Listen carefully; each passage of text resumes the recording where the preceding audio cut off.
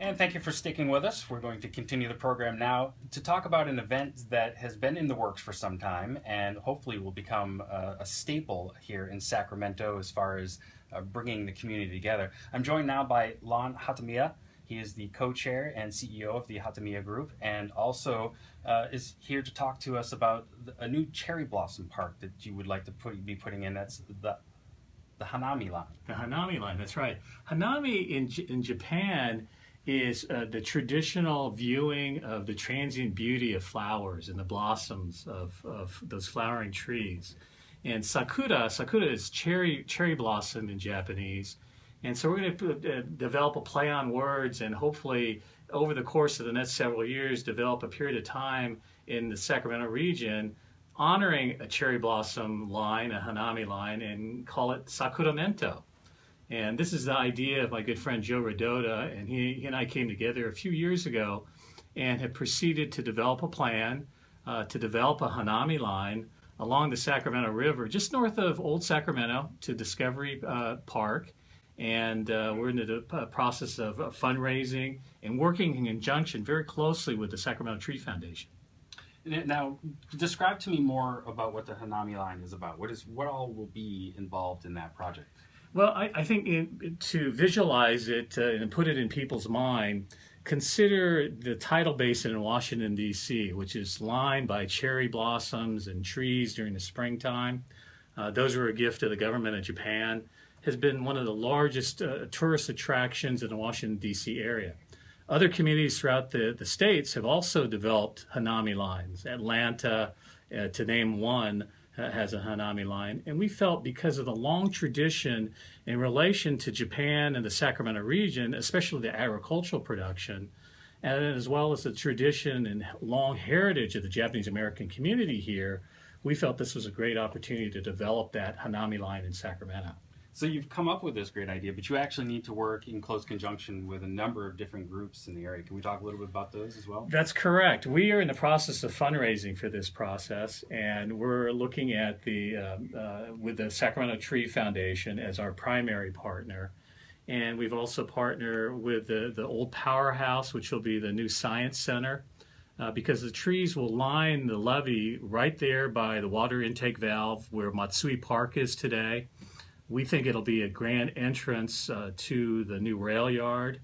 And so there's a tremendous location to benefit not only Sacramento, but also be it as a gathering location for Sacramentans during the springtime, for picnics, for festivals. And also we're tying it into a fundraising event that we'll have in September that'll be tied to the local Farm-To-Fork efforts. Okay, so that event is actually going to be happening on September 12th. And where will that be taking place? It's going to be in the R Street Arts District corridor at 1122 S Street. And it'll be on September 12th, starting at 7 p.m. that evening. And it'll be a fundraiser, our initial kickoff fundraiser for raising money for Sakuramento. It'll be a sukiyaki dinner served. It's a traditional Japanese stew. Served by a number of Japanese Americans that are assisting in this process. And we hope to, we're in the process of selling tickets now. We're also generating sponsorships, and the tickets are $85 a person, and sponsorships are $2,000 a table. And you can gather more information on our website, which is sakuramento.org, and that's SAKURAMENTO.org, and so you can get a lot of information, not only on this event, but about the whole process. Absolutely. Now let's go back to the Hanami line a little bit. The park itself, you're talking about a gathering place for the community to come, to have picnics, to hang out, listen to music. How large is this park going to be? I mean, what am I going to expect to see? Well, again, to envision the levee along the river just north of Old Sacramento all the way to the Discovery Park. So we're hoping to line the entire pathway. There's now a walkway and a bike path, and we're hoping to have much of that area covered by cherry trees. We're hoping it is a gathering spot. Much like I said, as I mentioned, the tidal basin area of Washington, D.C., where families will come, have picnics, and again, we hope to have festivals related to food and music, and also other cultural events. We also hope to have other opportunities like having parasols that are also combined in terms of a cultural and artistic aspect to the cherry trees. So there's much in it. We had a competition to identify locations around Sacramento, and this is about a year ago. We had several people that put in applications, and we had a team of I was included to select the best location and the best plan. And this location, by far, was the best for the Sacramento region. Mm-hmm. And so it's actually going to be quite a large area. I'm looking at some notes here, and it's going to be over 200 cherry trees that you're hoping That's to plant? initially what we hope to have. That's what we're looking at in terms of our initial plan. And as time goes on and the popularity grows, we hope to add to that. So let's go back to talk about your the Sakuramento Farm-To-Fork Dinner that you have coming up. Again, that's going to be on September 12th. It starts at 7 p.m. And what kind of support can people show up and give there if they choose to do that? Well, again, the tickets are $85 a person, and we thought with the Tower Bridge dinner selling out almost immediately, we wanted to provide another opportunity for Sacramentans that are dedicated to the whole farm to fork effort in this region to also have an opportunity to help a very closely linked project to farm to fork. As I mentioned, historically, Japanese Americans have been a very key part of agriculture and our food production in this region. That's what I come from. My background, I'm a third generation Japanese American. My grandfather came from Japan and started farming just north of Sacramento up in Yuba and Butte counties. And we want to make sure we have an ability to honor that tradition and honor the contributions that they've made. Japanese Americans have been leaders in this community, going back obviously to Congressman Bob Matsui and now followed by his wife Doris Matsui. And so we are a very key region for that recognition. But more importantly, we're also a gateway to the Pacific Rim and to Japan. Much of what we produce in this region, if it's almonds and other commodities, go to Japan in terms of their final products. So I think that long history it needs to be recognized. Again, the first Japanese that came to the United States came to this area. They came to Coloma up in the gold area, and they developed a silkworm farm up there in the late 1800s.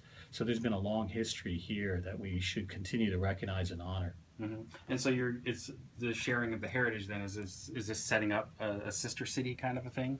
Well, we already have a sister city. Sacramento has a sister city in Matsuyama in Japan, and so that will continue to be emphasized. But more importantly, we want to emphasize the linkage to Japan. I mean, I think it's important. We have a strong partnership also with a Japanese Consul General from San Francisco who covers this area. He's very enthusiastic about this effort. We're working with some of the local Japanese-based companies, the shoyu company, and also sake companies locally. There are other companies in West Sacramento, so we hope to generate their support as well. Excellent. Now let's talk a little bit more about some of the work that you're doing with other organizations, and specifically the Sacramento Tree Foundation. We have the Tree Hero Awards coming up soon, and it looks like you will be honored here. Your group will be honored. Well, I think over the past, it was about 2 months ago, there was a Tree Hero Awards, Gotcha. and that was a kickoff where the Sacramento Tree Foundation allowed us to announce these grand plans. With Ray Tretheway's great leadership, he's been a great partner in this. He's a member of our committee. He's enthusiastic about this because it adds to the great spectrum of trees that we have in Sacramento. And we have tremendous support from leaders across the community. Councilmember Steve Hansen has been on board since day one. Congresswoman Doris Matsui is also a major supporter of ours. So we're very, very pleased to have all of these leaders locally to help us out. And you also mentioned the Powerhouse Science Center, which will be relocating down in that area. So that should be excellent for them as well. Oh, they're excited about this because it allows them to also to provide landscaping for around the powerhouse. It's another major attraction that will bring people to their facility. And again, it's a great partnership that we hope to develop and expand over the years to come. Yeah, and we've spoken with them on the program before. I know they're very excited to get down in that area, and with the beautification you guys plan to do, I can only imagine that it's going to be a spectacular spot to hang out in. Well, what's another great part of this, with the developing rail yards, it's a gateway to the rail yards. It really has a great access to whatever is going to occur there, whether it's new housing, whether it's the new soccer stadium, whether it's other businesses that are there. We just think that there'll be a great opportunity for people that are living in that area to come and enjoy what we're going to be planting along the river. So if in the event that everything goes as you would hope, when would you begin the actual planting in the beginning of the park? That's a very good question. I think it's all going to be dependent upon our efforts to raise the funds to be able to start this effort. We have the plans. Our initial effort is to raise a little over $1 million. And once we get a substantial amount of that raised, we'll be able to begin planting. And a lot of that's going to be dependent upon the development of also the Powerhouse Science Center, because we want to work in conjunction as they move forward, because I think if we can have those trees planted as that facility opens, I think it just highlights both of our efforts so well. Now, I want to throw this question out there. With California undergoing this extreme drought, are these trees that you want to put in, are they drought tolerant, or is that going to cause any kind of complication for you? No, we believe that the Sacramento Tree Foundation has done a tremendous job working with Ray and his group. They've identified cherry species that does well in more drought tolerant areas. We think that they'll do very well along the river, and we think that that's going to be an important aspect of growing. But that's a very good question, because I think we have to be cognizant of that and recognize that we're going to be under these very drought conditions. But this is one way of beautifying our area without utilizing too much water. I also see you have an exclusive silent auction that will be taking place there. We do. We have partnered with the great support of a longtime friend, George Takei. Many of you may know him from his Star Trek days, but subsequently has become a star on his own, a big internet sensation. He is going to be starring in a new Broadway production called Allegiance. And we have been very, very fortunate to be able to get 2 tickets to that production on Broadway, which I believe opens in October. And these tickets can be used at any time, but they're going to be used in a auction, silent auction at the event on September 12th. We think this is a tremendous opportunity. The great linkage to this is not only George and George's connection to Sacramento, but Allegiance is a musical that's based upon a history of a Japanese-American family that is farming, that then is interned during the Second World War, and it discusses the turmoil that they've gone through. And so this is, again, recognizing what many of our families have gone through in this region, especially the Japanese-American families, my family included. And so we think that there's a historical context there and the connection to the community. Speaking with Lon Hatamiya, he's the co-chair and CEO of the Hatamiya Group, and we've been speaking about the Hanami line that would be coming in soon. I'm anxious to see it in its fruition when it finally is finished. We also have the Sakuramento Farm-To-Fork Dinner that's coming up on September 12th. That's going to be at the R Street Corridor Arts Districts, specifically 1122 S Street. That event begins at 7 p.m.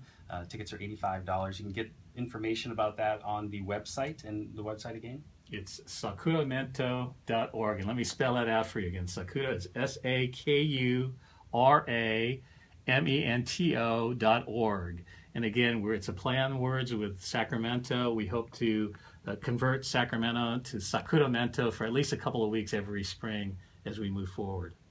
And I'm looking forward to it myself. I can't wait for it to actually be up and growing. I think that's right. It's going to be an exciting location. We hope it's going to be a magnet to bring people to the downtown area. There's a lot of other reasons to come downtown, but we want to make sure that we can bring families and have a location to really enjoy, what we have. What's great about this region. What we think is great about that location is that, you know, it's overseeing not only the rail yard, the downtown area, it oversees West Sacramento, so it brings all of our communities together. Important part of it, too, is that many of the Japanese immigrants, they first arrived in the Sacramento, along the Sacramento River, not far from this location. They came up from riverboats from San Francisco, were let off in the Sacramento area on the river. So we think, again, it's such an appropriate location.